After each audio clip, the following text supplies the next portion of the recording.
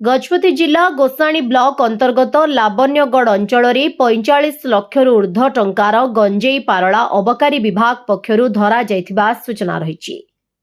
कौनसी एक सूत्रु सूचना पाई गत विलंबित राति गजपति अबकारी अधीक्षक प्रदीप कुमार साहू निर्देश क्रमे थाना अधिकारी Prasanna Kumar Patel, mobile team Balaji Rao, ASI Nilambar Nayak, ASI Minati Paik, Dharma Raju, Sarveswar Das, Shankar Jena, Deepak महापात्रंक सह अन्य माने एही चढ़ाऊ करथिले। सूचना अनुसार गजपति जिल्लारू हरियाणा को एक ट्रक जोगे प्राय 451 किलो गंजेई चालाण करुथबा बेले जिला अबकारी टीम ट्रक को अटकाई जांच करथिले। एही जांच बेले उक्त ट्रक रु प्राय 451 किलो गंजेई जबत करिथिबा कुहा जायछि।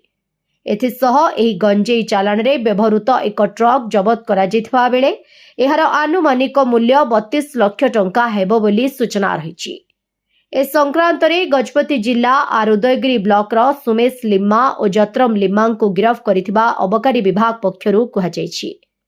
एही जिल्लारू बाहर राज्य को चोरा चालाण हेउथबा बेले जिला अबकारी विभाग पक्षरु एक बड़ सफलता मिलिथिबा कुहा जायछि। गजपति जिल्लारू टिकी लिमांक रिपोर्ट, ओडिशा हाइलाइट समाचार।